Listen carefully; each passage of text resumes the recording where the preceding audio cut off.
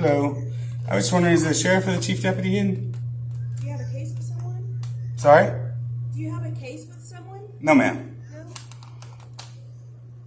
What is it in regards to, sir? I just wanted to talk to him. Can I get your name? Mr. White? Mr. White?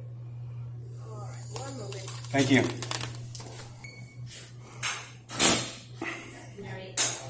Whatever you say. Hello. Can I help you? I was just wondering if the sheriff or chief deputy was in. I'm sorry? The sheriff or the chief deputy was in? The chief deputy's gone. Yeah. Did you see the sheriff? Is he here?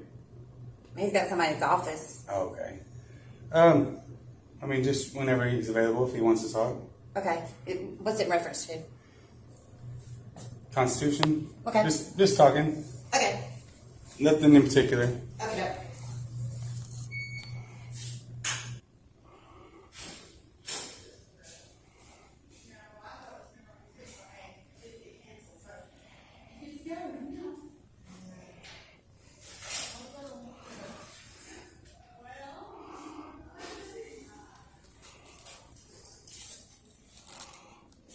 Hello. How are you doing? No, ma'am. I was just looking at the signs out here and everything. Thank you.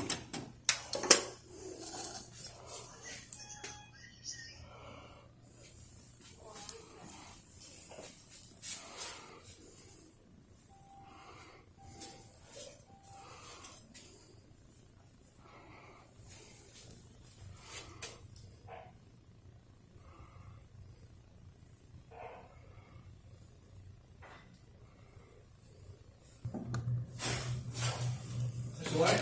Yes, sir. Yeah, I can hear you. I just wanted to see. I know how you feel about the Second Amendment now with the resolution you put in. I just want to see. Thank you.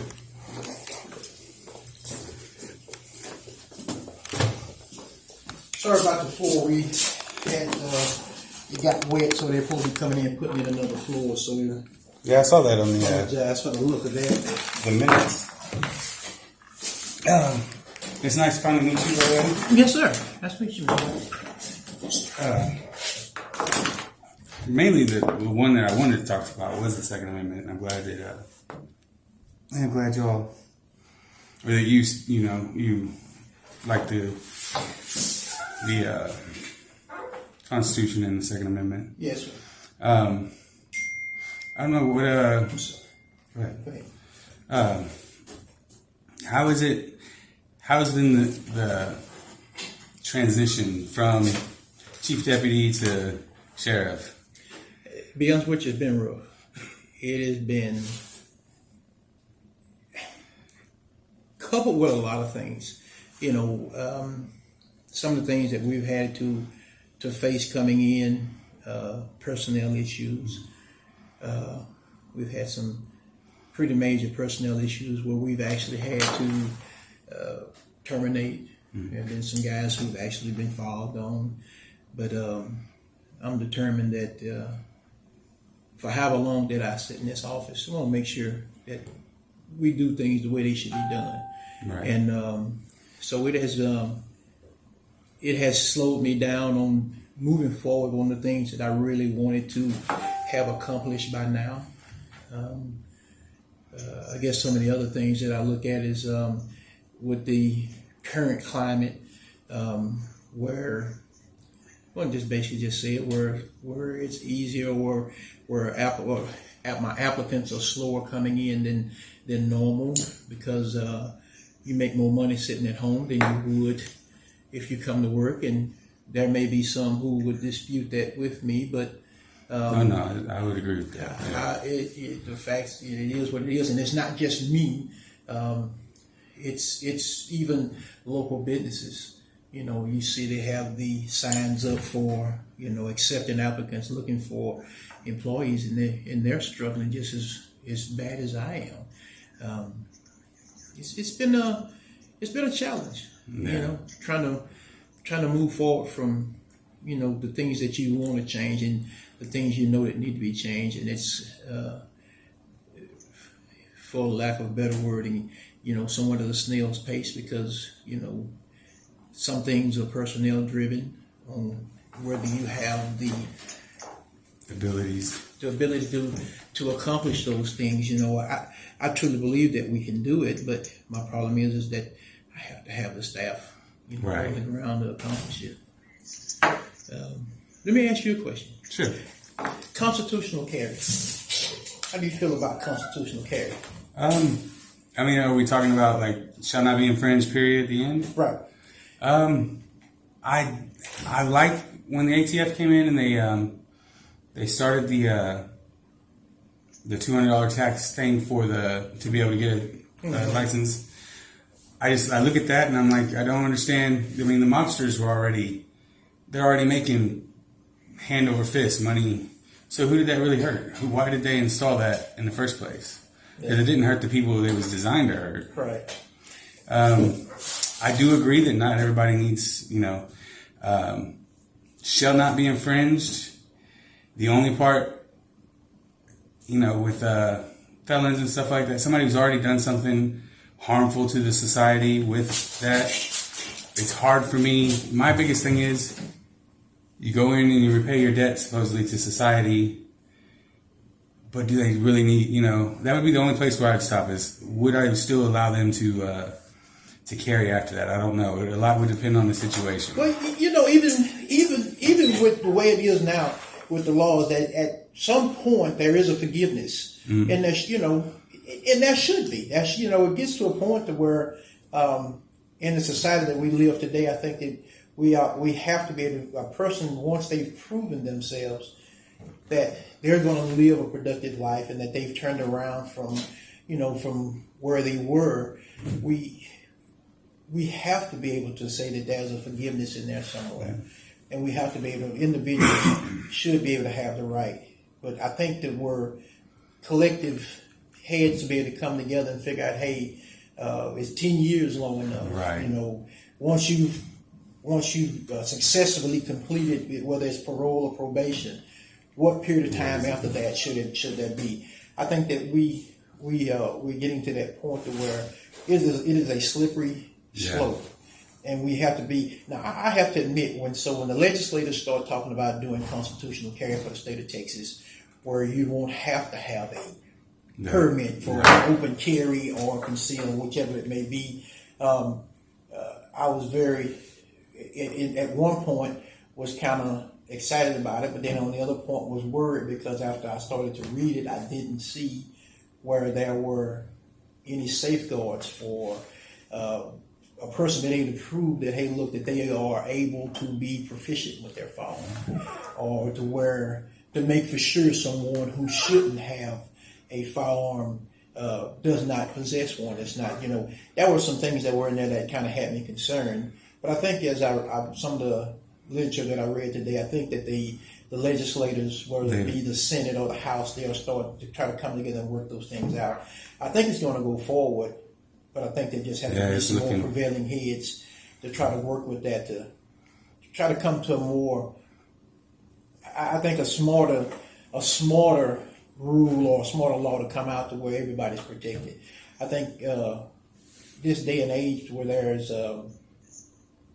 are more people who seem to be trying to infringe upon the Second Amendment, is that I believe in it, but I also believe that we have to be prudent and use good judgment so that all are protected. So I'm truly for it, but I just think that there need to be some safeguards, and there needs to be more than just one person at the top saying this is how we're going to do it. I think prevailing heads need to come together, and then where we're able to at least come up with something that we can start to work from, to where every person has the right to be able to, protect their families. Right. I don't know. I know the Houston police officers have the academy to be able to go down there and shoot. Yes. Where do you and your deputies? We have we've been using a private property, a gentleman who has a dirt pit where he hauls dirt out of.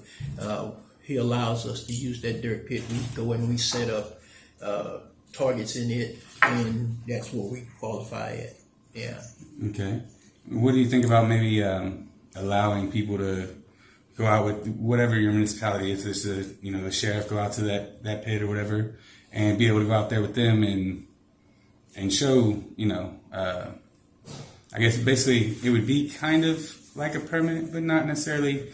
You just showing you're learning safety, because that's a huge thing with any firearm. You got to make sure that you know everything about it, and every firearm is different. You can't just watch one video on one firearm and know everything about the next one. True. And so maybe teaching safety as part of it, and then maybe a little bit on accuracy. I don't know that I would focus too much, just because when your heart's going and everything, and you start, the accuracy is going to go down already. Unless you're going to practice every day, it's not going to help. Yeah, and those are the things, I would love to see that where the state would come in with something like that, to where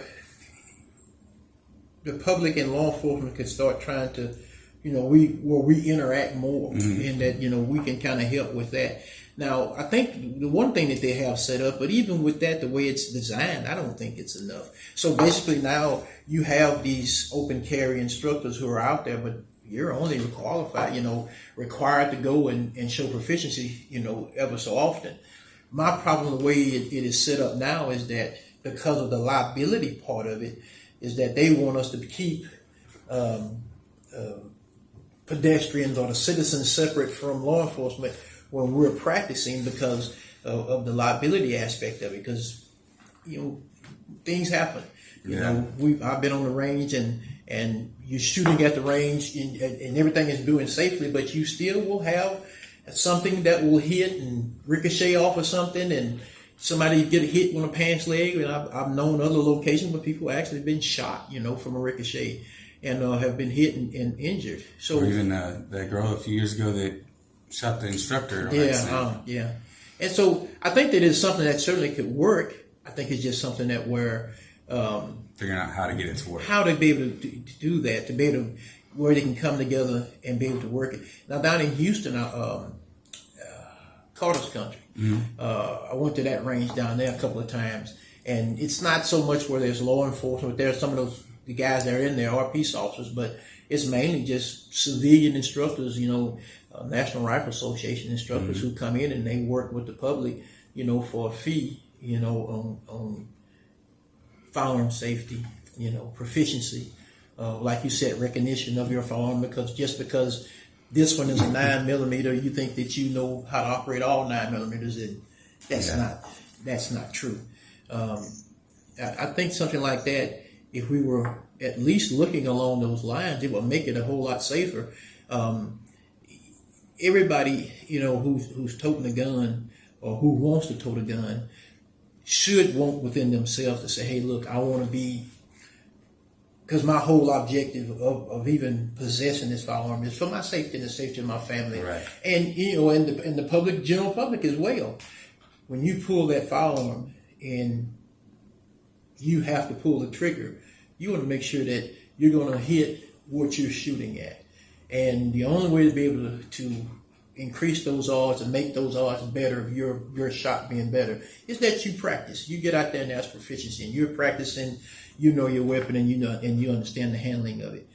I think if the state would start looking along those lines of trying to figure out how do we, like you said, how do we take and integrate, the public, with the law enforcement community, I think it'll do good on two levels, safety and security, and then just the interaction between law enforcement and the public. I think on both ways, it'll help us all. Yeah. That's a good idea. Yeah, maybe a national firearms day. Maybe when they finally pass this, we can get a national firearms day, and that day everybody gets the range fees waived anyways. It would be great. Unfortunately, politics plays such a large part of everything that we do. Is that something that starts out really good? Politics gets in the middle of it, and it just goes array. I wish that we could just remove politics out of all of it and just say, hey, look, prevailing heads, I'm not trying to say the guy who's the college graduate. I'm just saying just everyday, ordinary guy, prudent thinking, who can sit down at the table and be able to look across the table and say, hey, guys, we have differences, but hey, look, at the end of the day, we have more things that are alike than they are different. And then we figure out how do we say, hey, we're going to agree to disagree on some things, and then let's move forward on those things that we do agree on. Mm-hmm. But until we remove the politics from it. Yeah. It is sad that people can't get over and it's little things too, usually just little. Yeah. Have a grievance with you over this thing that happened in the past, and now I'm going to move it to this thing that we're working on now. And we won't allow it to, things that happened in the past are in the past, but we know that they don't never disappear, but we should never allow it get to the point to where it keeps us from moving forward, to where it affects your day-to-day life, the politics of it. I just hate is a strong word, but God almighty, politics is it can be horrible. How has that been? Because I know as chief deputy, I'm sure politics played a part in it, but not as much as when you're sheriff, you're voted in, and chief deputy is just I'm guessing the sheriff gives you that title. The politics of it, when it comes down to sheriff, and what I try my best to do is stay out of the politics. Mm-hmm. The law is the law. Regardless of what side of the table you sit on, we both are supposed to be going by the same penal code, same traffic law, and not regardless of whether you're Republican, Democrat, Independent, whatever you may be, we should still be moving forward. But like I said, unfortunately, it doesn't work that way all the time. I myself try to stay out of all the politics. I stay out of other people's, issues, political issues, and just try to stay in my lane, right. And don't get drawn from one side to the other. Just stay focused. And I tell you, man, sometimes it's hard. I can imagine. Sometimes it's difficult. It really is. Well, I did want to compliment Sexton at the courthouse. Courthouse, yes. Had a little bit of issue getting in there and everything, but he went back and researched it and even took full blame on everything, and I thought that was awesome. I really like Sexton. Yeah, he's a good guy. He came here from Houston, retired out of Houston, come here. He's a really good guy. And that's the thing that as law enforcement officers, we don't know it all. Mm-hmm. We're not perfect. We make mistakes just like everybody else, and so I have to admit on how you handled that was good, because you showed him something. He was man enough, like you say, to be able to say, hey, look, I messed up on that. I made a mistake. And that's the thing that we all have to be able to do, is just say, hey, look, we don't know it all, but if we work together, yeah, we can bridge a whole lot of common ground if we work together. Yeah, I know. That's one of the reasons why I started this, is I was looking at all the other people who are out there doing this stuff, and just some of the stuff they say. I understand if an officer is disrespectful to you, giving them some of that back, but just to start off just so disrespectful towards an officer just because they're a public servant. Yes. I'm good. You done? Thank you. And that's the part of it. And I can't speak for other agencies, but one of the things that I have been trying to instill with my staff is being professional. Do your job. Be professional. Unfortunately, a lot of the times, the things that we deal with people sometimes in the worst of the worst parts of their life, and so a lot of times their emotions are high, or a lot of times it's just chaotic, and as I try to explain, is that I've been doing this 30-something years, and I have learned. I have to admit, hey, I've made a lot of mistakes in the past that have helped me, to where I am today. Is that, hey, look, as we move forward, you remember that when this person is in that chaotic situation, or they've got this thing that's just blown up, the only way that you're gonna go to even come to a reasonable solution is that one of you has to remain, professional, and that's what we're paid. We're paid to do. That's what we go to the training for. Is that, hey, look, prevailing heads. Sometimes you have to get up here to try to get the attention, but you got to come back down here so that any individual who's grown, male or female, they want to be treated with respect. Absolutely. And so, regardless, you may have to go up here to try to get, to get control of the scene or the situation, but you have to get back down to this part right here, because nobody's going to. I'm the same way. If you're yelling and screaming at me, I'm not hearing nothing you're saying. The only thing on my mind is I'm just building up frustration. I'm just like anybody else. But if you're sitting there and you get prevailing head, but be professional, people will start to listen. They may not agree with you, but, right? But at least you're making some kind of progress. And you start to, you will see where the situation itself will start to calm down. People will the situation will sometimes I say, you're able to kind of get it under control. Sometimes, the only thing you can do is make an arrest and do it. But a lot of times, man, and I tell my guys, be professional. Do the things you're supposed to. And regardless of whether people are recording or doing whatever they're doing, just be professional. It doesn't just because they're recording don't mean you have to agree with everything they're saying, but you be professional. You can at least be able to say, hey, look, I feel like this is what it says. I'll go back and I'll look it up. If I'm wrong, I'll say I'm wrong. But at this time right now, this is what we need to do to quell this situation to be able to move forward. Mm-hmm. So I think, And I don't think I've had an issue with any. The only issue I had was the one with Ricky here, and I really think that was just more just trying to, with my last name being what it is, I think it was more just with the other stuff going on around here, the politics as far as that, I think it was more him just trying to protect you. And I've said that every time anybody said something to me. I tell the guys, don't try to protect me. I'm a big guy. I can handle it. I raised my hands and said, hey, vote for me. I want to do this. Yeah, and so I can, but I still want my guys to be professional.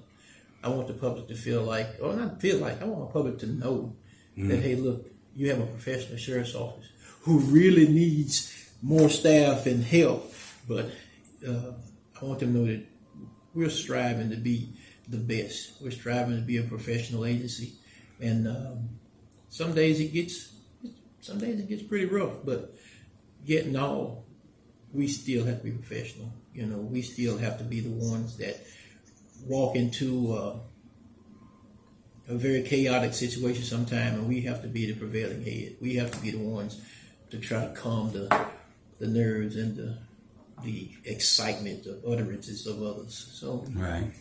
Some days, like you say, some days it's pretty rough, but in the end, I think it even though things that with law enforcement in the community or how some perceive us, I even think that as we evolve, I don't like the word where they saying, cut the salaries of police officers. Oh yeah. I don't like that, but what I do like is that, and that I am a believer in, is that because of the fact that, hey, everything in this world evolves. Everything changes. Things we did a year ago have changed up to the day. COVID has changed a lot of things. Fashion changes things. Your education changes things. The things that you've learned from here to there changes. So if everything else changes, we also know that law enforcement itself, we have to evolve as well. The generational gaps that we have to figure out how we able to reach them to where they perceive what we're saying and we perceive what they're trying to get across. So I think that as time moves forward, I think that some of the aggression or some of the thinking on law enforcement and what we truly stand for, I think it'll get better. And I think a lot of that is just the bad thing is that the way the press handles, they want to. They show the bad parts of it because, hey, law whatever sells. We're human. So there are those officers. There are some men that are out there doing things that they shouldn't be doing, and those people should be held accountable. That I agree with. Yeah, I don't seen care. that. I don't care what if you wear a badge or if you tote a chainsaw. You should be held accountable. But the media tends to want to show just the bad stuff. But there's so much more, good things that law enforcement they're out here doing. The jailers who are scuffling in the jails, trying to figure out how to become a a jailer as well as a mental health, therapist, because the vast majority of those in jail now are those who are suffering from mental health. And it seems that they want to make our county jails our mental health authority. And so, as we try to work through trying to figure out how do we help our staff evolve, I think that if the public just look and say, hey, let's slow down. Let's not paint all these guys for the bad acts of a few.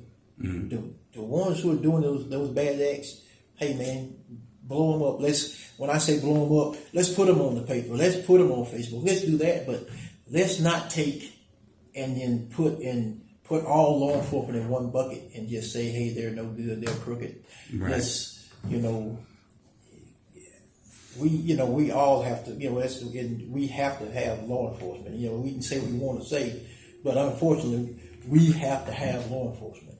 And I think if we start working together, that's both sides, law enforcement and the communities, we'll bridge these gaps and we'll get past that. And the one thing I can say about Polk County, they love their law enforcement. They support their law enforcement. Now, if you get out there and you're doing stupid stuff, you're doing stuff you shouldn't be doing, and as should be, they're going to hold you accountable. They're going to want you held accountable, and it should be. But for the whole totality of, that I see, Polk County has always supported their law enforcement. Yeah. Has always supported law enforcement. And I want to do my part to make sure that we don't do anything to tarnish that, and that we stay above board. Yeah, I've noticed doing this especially that a lot of people, I don't know, some people think that I'm trying to bait or trying to go out there and trying to cause troubles, and it's mostly for the initial interaction, because I can tell you a lot about how that officer does when they're on a call, how they're going to react on a call. If you're reacting like this over me taking pictures, and I'm still, I try to keep the same demeanor, keep the same composure, and treat everybody with respect, and just whatever that interaction ends up coming out, that's what ends up going out. It sucks sometimes, but like your job, you signed up for it. Yeah. And that's the part of it, is that we keep instilling, we keep trying to tell them it's not against the law to film. It's not against the law to stand there and record the police officers. As long as you're not in their scene or causing it worse. It's not a safety. You're infringing on their safety, but it's not against the law. And you try to tell those guys, hey, look, if you're doing what you're supposed to be doing, because all of my deputies wear body cameras, plus cameras in the cars, and they're going to, and that's, I'm a stickler about that. I want those cameras on when you're interacting with the public. And if you're doing what you're supposed to be doing, do you care if somebody's recording? Yeah. That's kind of how I look at it. If you do what you're supposed to do, who cares if they're recording? To me, it's kind of like another set of eyes to be able to say, hey, look, he was doing his job, he was doing it professionally, exactly. doing it the right way. Yeah, and it protects the both public, sides. Yeah, the public as well as the law enforcement. Because I don't know how many times I've had people I'd call friends tell me, oh, that officer was just trying to set me up, and I'm like, oh, what happened? And they're like, oh, I had this, and I'm like, well, then he didn't set you up. You had it, and he knew it, and you somehow, I don't know, it's funny. I was talking to a DPS officer out here, and he was talking about how he equates it to parents, being a parent. You go and arrest somebody, and they're like, why are you doing this to me? It's like, man, I don't come out here unless you do something. You know? Yeah. And I say that myself quite a bit. Is that, hey, look, I'm only here because we received a phone call, or we were sent here, or I actually viewed this happening. Not here because I want to be. I'm here because I'm paid to be. It's my job. Absolutely. It's my community. Man, I've been here all my life. I love this county, and I want to make sure that, like I said earlier, regardless of how long I'm here, I want to make sure that the time that I'm here as sheriff, I want to make sure that when I walk out that door, that people will feel proud that they voted for me and that I was their sheriff. That means something to me. Maybe on the road like Longino. Well, he was appointed sheriff. I worked under him long ago when he was sheriff, here at the sheriff's office, and he's been in this a long. He's been in here a long time. I don't got 30-something years. I don't see doing this, a long time. I certainly don't see being sheriff as long as Sheriff Hammock was, or some of the sheriffs before me. I want to be able to go and spend some time with my family. I want to be able to take my wife vacationing, take the kids and go places that, they dream about or they would like to go see. I want to be able to say, them to be able to say, Daddy did this before he leave this world. Right. So. That's understandable. Well, I'm going to go ahead and let you go. I've taken up enough time. Hey, and I'll say this. I appreciate you coming and talking to me. If you want to come talk to me again, just come by and just let them know. I'll come out and talk to you. I appreciate you being honest. I was a little worried in the beginning because of what some of the people said, but then I saw one of your interviews you had with one of the deputies, Norris, maybe. But anyway, well, Norris was. I bet it was Ellison when I was writing the compliment on Norris. Yes, that's what it was. And when I saw that, and I was like, okay, cool. I don't have a problem with somebody who pulls out or shows the bad, but then, man, it shows me that the person is just being equitable when they also will show the good. Absolutely. Say, hey, like, the guy's doing this, he did a great job, did this. Yeah. And I'm like, okay. These guys. Then he's fair. Yeah, these guys are supposed to be holding police accountable, and then they never show. It's only bad interactions on their channels. It's like, well, you're not really holding anybody accountable. You're just showing whenever they fuck up, and that, excuse my French, So when I saw that, it changed my perspective because I was like, he's fair. If we messing up, then it is what it is. But he's also showing or doesn't mind speaking up and showing when the guys are doing something good. So I was like, okay, cool. Yeah, no, Cool. I want to show that. That's what I want to get every time, Yeah. Unfortunately, the bad stuff is what, gets you popular, but I'm not really, it's not what I'm looking for. I want to, like I said, I want to bridge that gap. I want to bring, because I've grown up around men and women in uniform all my life, and to see the gap that's between everybody, and it's either you support the police or you don't, and that's all anybody. Yeah, that's the line. It's like that's not the. There can be a gray area, and we has to be. I mean, we have to get back to where the law enforcement is perceived as being the people that you can call on for help, to where you trust. And like I'm saying again, I know that there are folks, law enforcement officers, who went out there and they messed that up. I know that.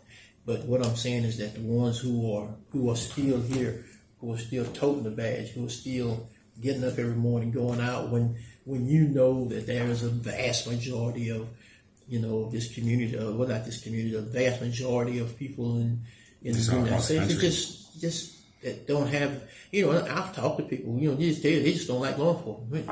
Dude, you don't even know me.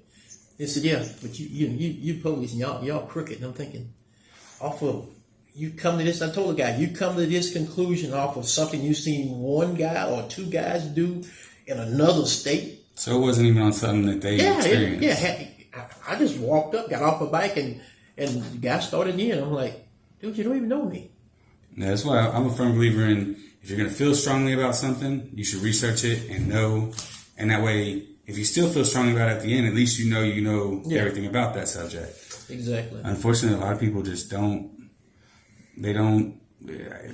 I don't know if it's just not wanting to, or if it's they don't feel like they have enough time. I don't know. I don't understand it, because if anything that makes you feel strongly, you should want to know more about it.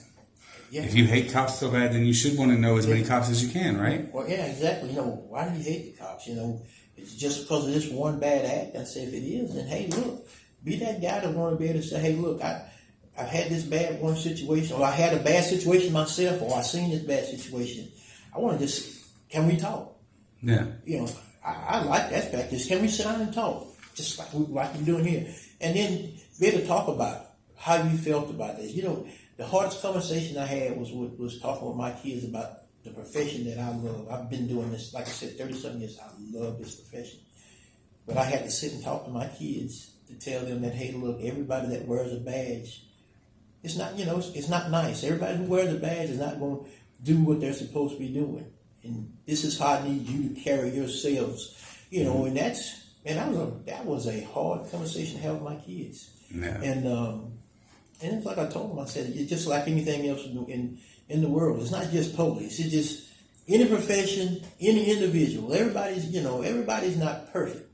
But let's not just paint the entire world as being bad, just over the bad acts of a few. A few, yeah.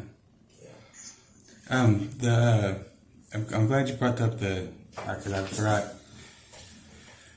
I don't want to talk about all the past, but as far as like holding accountable, how do you feel about TCOL and what does it take to lose your TCOL, I guess? So I was in school last week in Austin for some training, and so a lot of those things are going to change. So TCOL, where a lot of administrators don't like TCOL because they feel like that TCOL is trying to tell them how to run, their business, or trying to be too involved in what they do. But I think just as TCOL, just like you, just like the courts, the federal investigative divisions, we all have to have some oversight, somebody who's there to see what we're doing. And unfortunately, but again, because of the acts of some administrators, there are cops or there are officers who should have not even been allowed in law enforcement, or who should have been released, who are allowed to move around.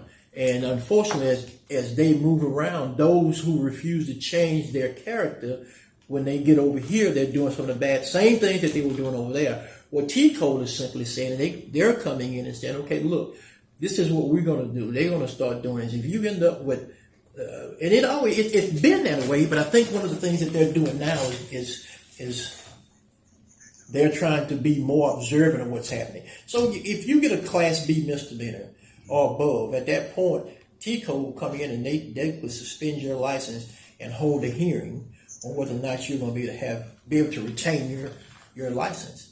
And so I think one of the things they're doing now is they're just being more attentive about, and so the House bill that's being presented is in reference to the officers who are being involved in excessive force complaints. Mm-hmm. And so what they're saying is that, hey, look, we're wanting to be able to keep on file or have some type of database to be able to show these officers who are out here who are having a lot of excessive forces.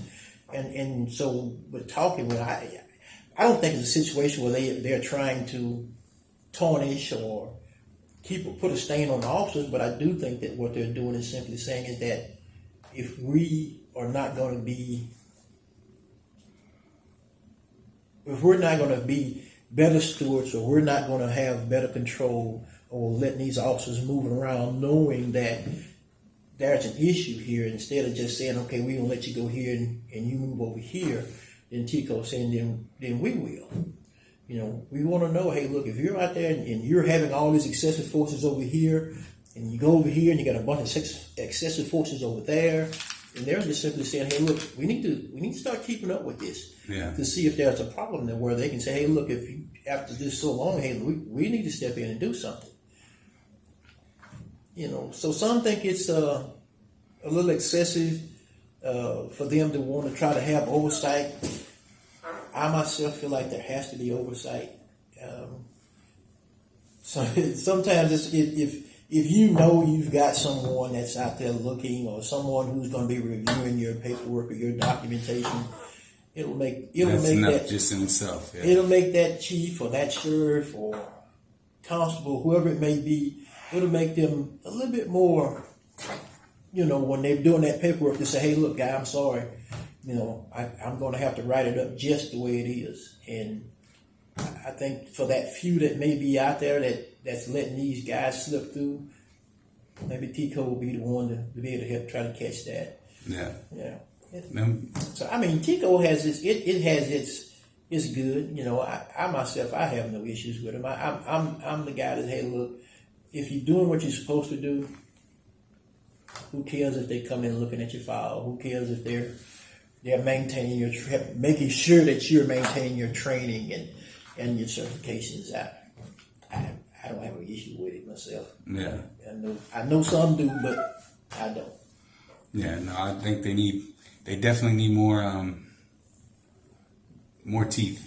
Right now, there's nothing. I mean, what does it take to lose your license? Like I said, And so that's one of the biggest. That's a pretty good fight. That a lot of administrators are worried. Or concerned about whether or not Tico is going to end up with teeth that come in and just take control basically of and really I don't think they can take control over just the licensings of your officer. If you're doing what you're supposed to do, then the administrators that are worried are the ones we probably should be looking at. I don't care how sharp the teeth may be. If you're doing what you're supposed to do, then hopefully all you're gonna see is their teeth is grinning at you. You know what? Yeah. So job well done. I mean, exactly.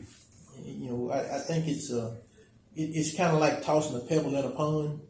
It's going to cause some ripples, but then those ripples will soon plane out and it'll go back, just being smooth. Unfortunately, we're in that ripple stage right now in law enforcement. I think even we as law enforcement, we're going to have to stand up and start being more voiceless about, hey, look, you're wrong, or you should be doing this, and we have to protect our. When I say we have to protect our own, we have to protect this profession. Mm-hmm. So even if that means that we have to start taking these guys from within and start saying, hey, look, you're going to have to change your direction, or you may need to be looking at something else to do to save the profession that we love. There are some guys here, that could have gone to Houston and made better money, or gone to other agencies, but they chose to stay here because they love their community and they love this profession. So we have to be, if you don't want T-Code stepping in and using teeth, then we have to step up and do the job of saying, hey, look, we're going to protect this profession, which was placed here to protect and serve the public. We're going to have to save this profession so that you can't protect and serve someone who doesn't trust you and are afraid of you. Absolutely. So you get stuff like that. That's why here in Polk County, man, I love my community. They support us, but they hold us, but they gonna hold our teeth to our foot to the fire when we're not doing what's right, and they're not allowing what they see in other states or towns or counties, affect what we're doing here. But it's like anywhere else. If we get out here and we start abusing privileges or excessive forces, then we're going to find ourselves in the same position as some of these other agencies. So that's why it behooves us that we have to police ourselves. Yeah, you have to start checking yourselves, and that way there would be no need for TCO. If we're doing our jobs, it's exactly right. So unfortunately, I think a lot of it is just not wanting to have that stigma. You go from one department, even if you change departments after you've become an IA rat or whatever whatever you want to call them, it still follows you. Yeah, it still follows you. But it's the thing is that if you in this because you love this profession, you love helping people, then unfortunately sometimes you have to make the decision that make the it's hard not choice. It's not the most comfortable decision to make, but you make it because you love the profession. You want to see it go forward. I used to hate it when I walked through Walmart and the people would say, "That's the police. I'm gonna have him get you." Tell the little kids. I used to hate that because I always want to be, for the children, for the parents, for the community to look at us as those folks that that you call on when you need help. Not only when it's bad, but now when you you see them on TV talking about heroes and, the people who, are there to help you. If they even show us, we're the last ones. They're putting firemen and, gang war. It put everybody else except for law enforcement. I'm thinking, wow. No, it's just What like happened? a misconception a lot of people have is with the flag, the thin blue line flag. I think and it may be because a lot of officers are using it as maybe a lot of the officers that are having problems are using it, and maybe that's why. But I know that it started with just recognizing the fallen officers, and it's sad that it's become a bad symbol, Well, there are those who are allowing it to become a bad symbol. I mean, it's just, again, it's man, it's your belief. I mean, I've got a thin blue line flag.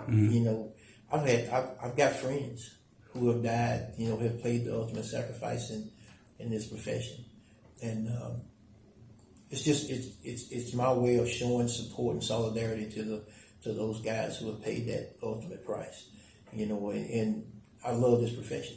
Mm-hmm. It's just showing us solidarity to this profession. It doesn't mean that just because it's this that I hate this and I hate that this group and I don't like. It ain't got nothing to do with all that. It's just my belief is that I love what I do, and this flag has a thin blue line in it, showing a representation of law enforcement. That's it.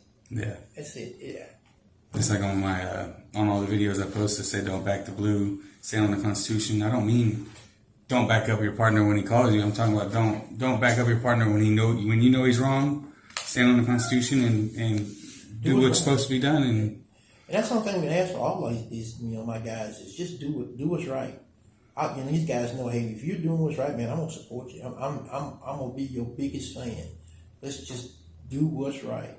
And I have to admit, I'm proud of the people that I have here. I've been disappointed by some, but we moved on from that. We pick up and we move on, and we work with what we have, but we're going to get there.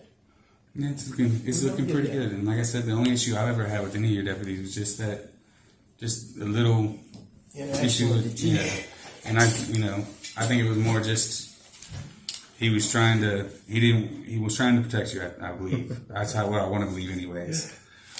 Yeah.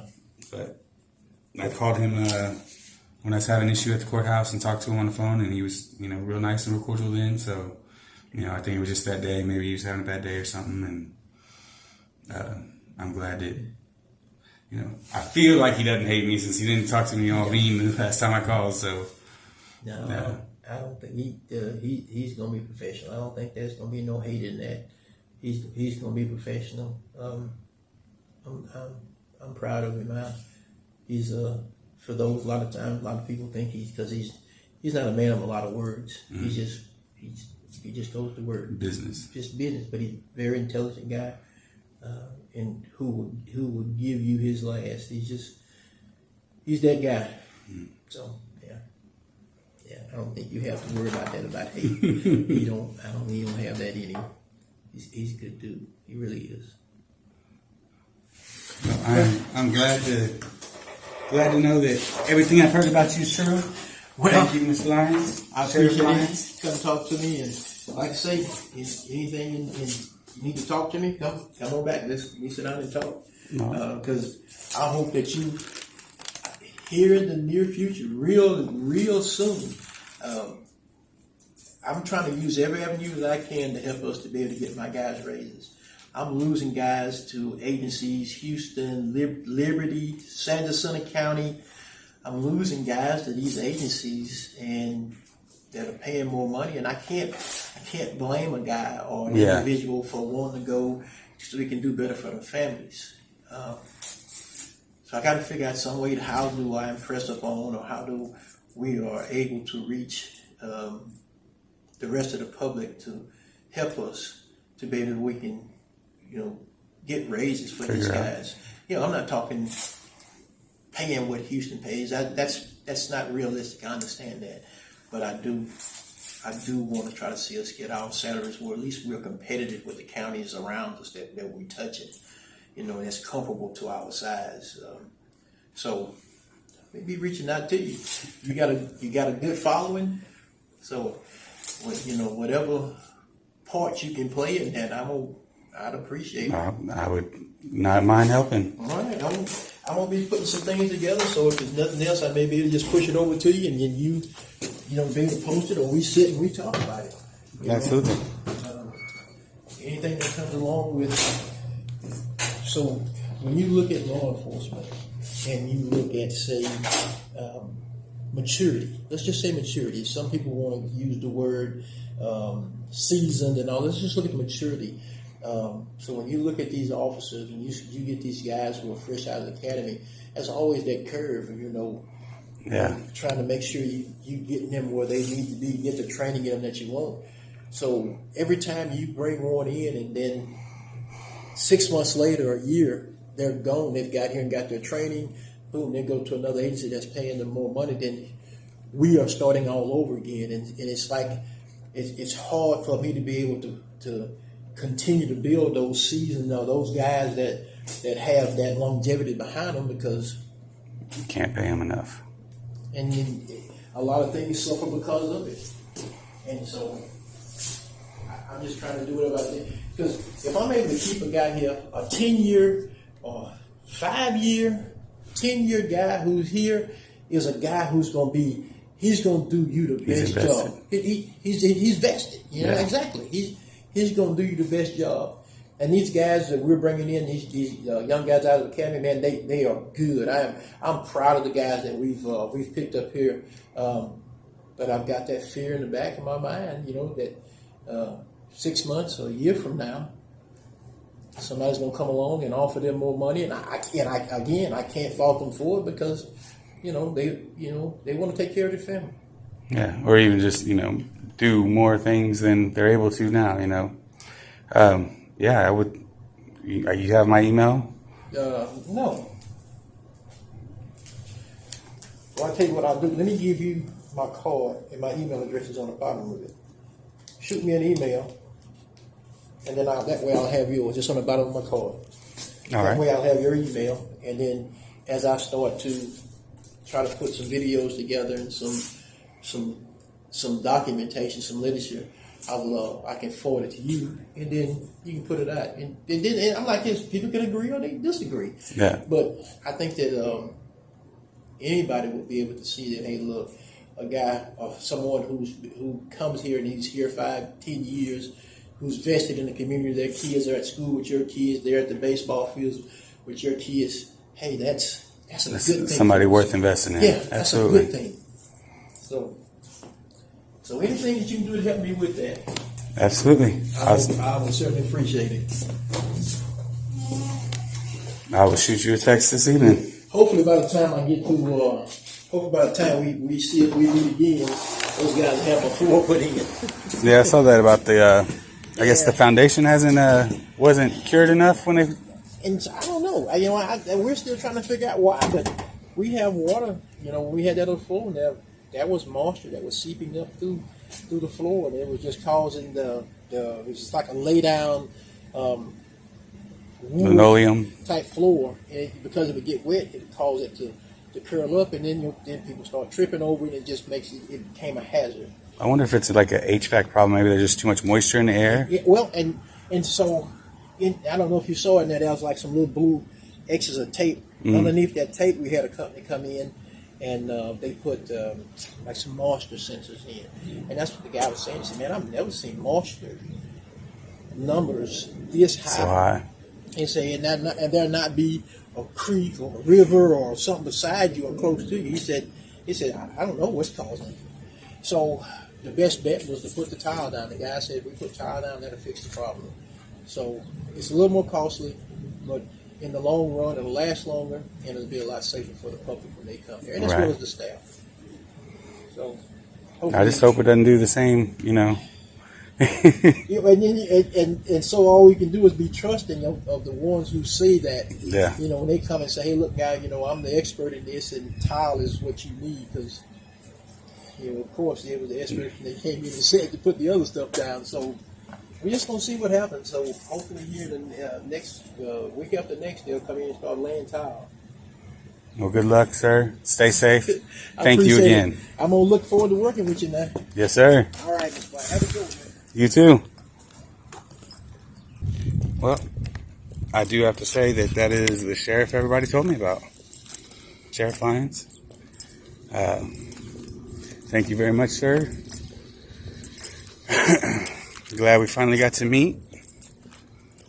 And like I said, I'm glad that you definitely appear to be the man I had heard so much about. I'm glad that you took the time to meet with me and speak with me about the different subjects, and we're looking forward to working with you in the future. Pretty awesome. Thank you.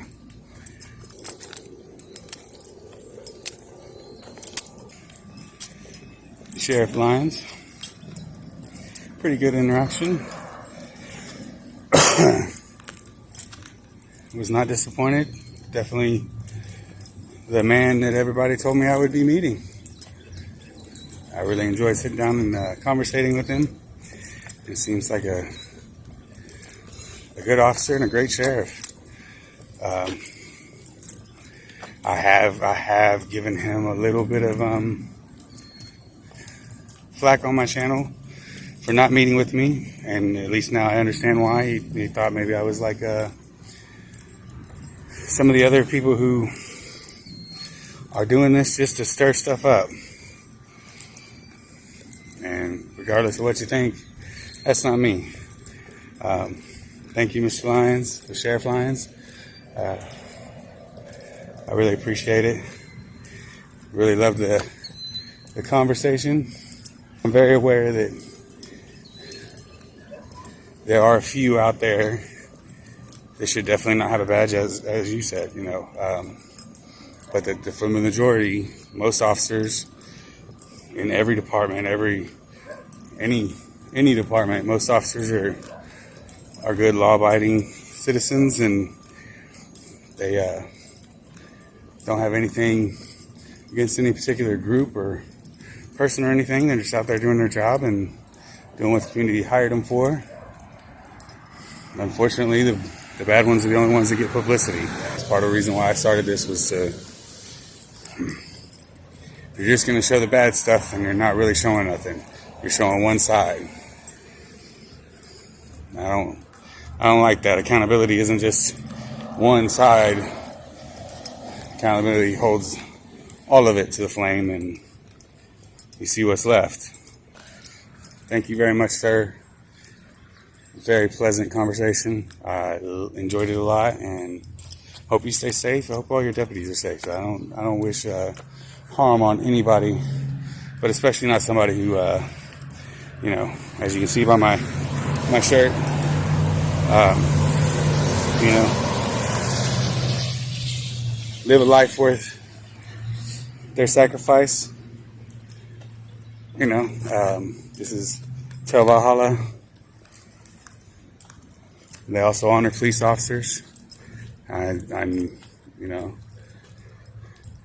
I think that any officer that dies in a line of fire, even if they were a bad officer, still took this job to at least help the public in some way. I don't imagine anybody becomes an officer to be a bad officer. The profession is just too demanding. I don't see that. I think stuff just happens in the line and it just ends up blowing out. I don't have anything against any police officer.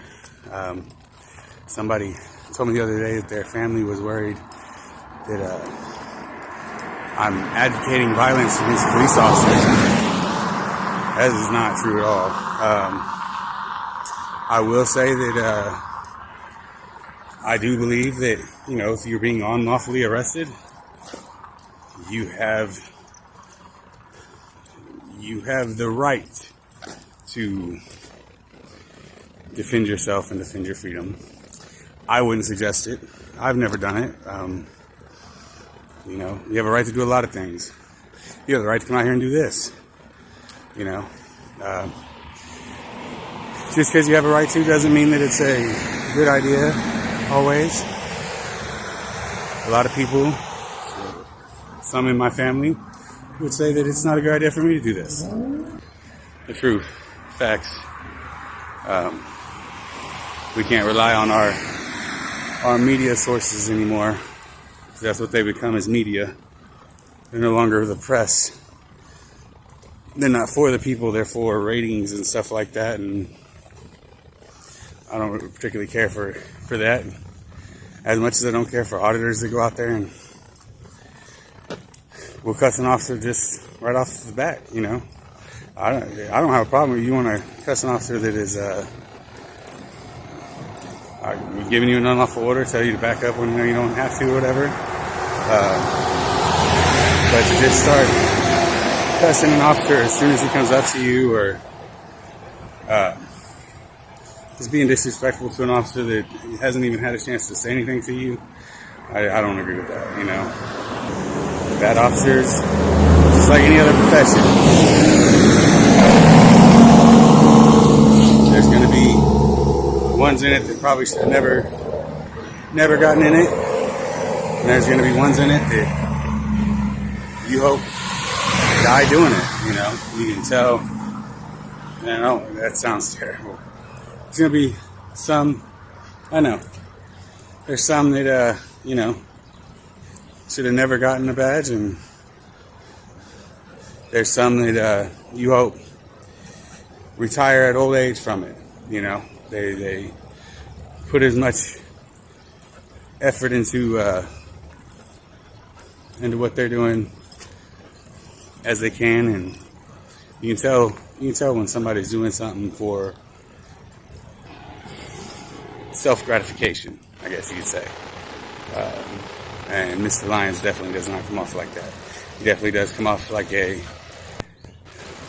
member of the community who just wants to make his community better. His actions have shown that. Now his words have said that. I'm really happy with the interaction. Now I have to hear "I told you so" from all the people who said Byron Lyons was a good man. I do not mind that one bit. Lyons needs personnel, and he needs money, funding. Like you bring a complaint against one of his officers, if nothing else, he'll at least look into it, take it seriously. The hard thing is, filtering out some people. Like we discussed, some people just hate police officers and they don't even have a rational reason.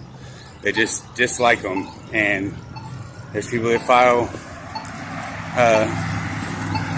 grievances and file